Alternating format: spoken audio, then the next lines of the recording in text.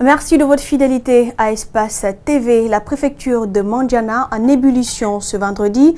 Une manifestation des jeunes contre la précarité de la ville et le manque d'emploi a tourné au drame avec plusieurs cas de blessés par balle, des arrestations et un cas de mort qui aurait été enregistré. Sur les circonstances de cette manifestation, nous avons pu joindre Nouam Bayo, le porte-parole des citoyens en colère. Suivez. Nous avions deux volets comme point de réclamation. Et le premier volet était sur les infrastructures. Le deuxième volet, c'est également l'employabilité des jeunes de la préfecture de Mandiana. On s'est dit depuis la nuit, pas de dégâts, comme d'habitude on fait, pas de dégâts, pas de destruction. On sort juste pour véhiculer un message auprès du chef de l'État. Donc ce matin, on a voulu éviter tous les lieux publics. Donc on est resté dans un quartier qui s'appelle Oudiala.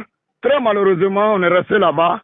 On a vu 4 pick-up chargés de bérets rouges et des commandos rangers avec des policiers, des gendarmes qui sont venus. Brusquement, ils ont commencé à tirer les manifestants.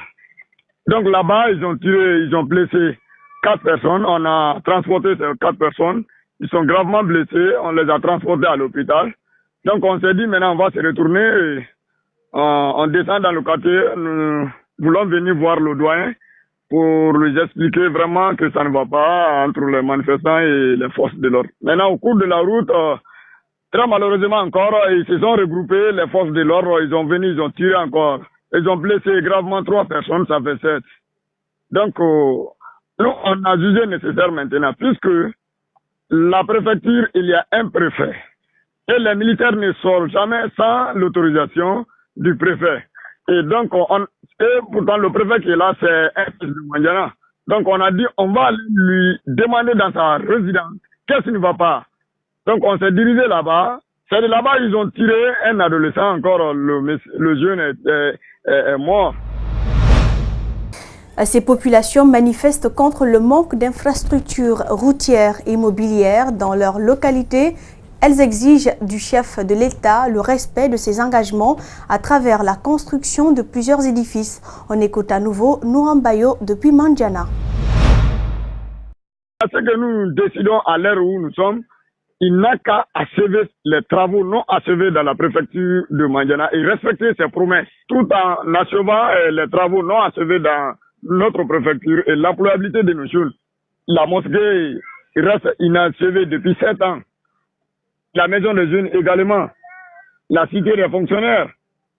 Voyez-vous, donc la jeunesse dort, la ville n'est plus animée parce qu'on n'a plus de point où on va se recréer maintenant.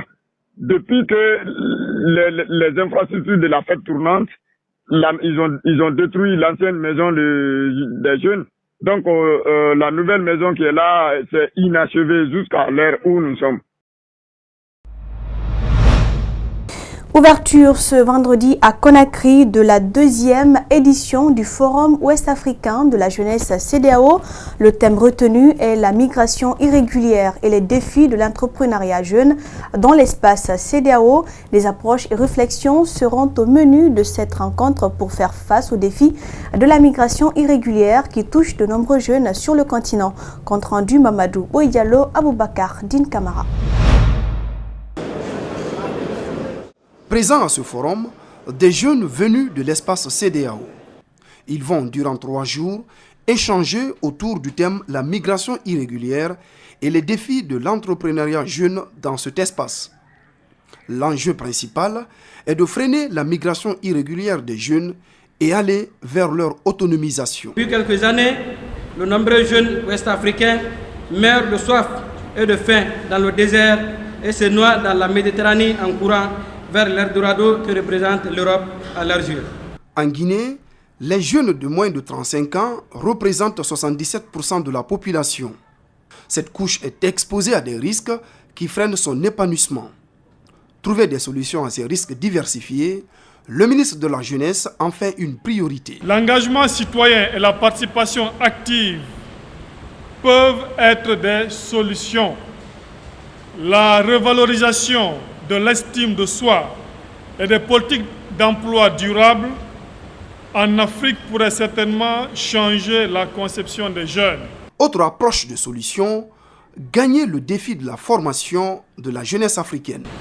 On ne peut pas se prendre en charge si nous ne sommes pas formés. Et même la formation, nous devons changer de paradigme. On ne doit plus être formé pour être employé par nos États, mais on doit être formé pour nous employer nous-mêmes. Ce forum qui réunit les 14 pays de la sous-région se veut un cadre d'échange, de dialogue et de partage d'expériences.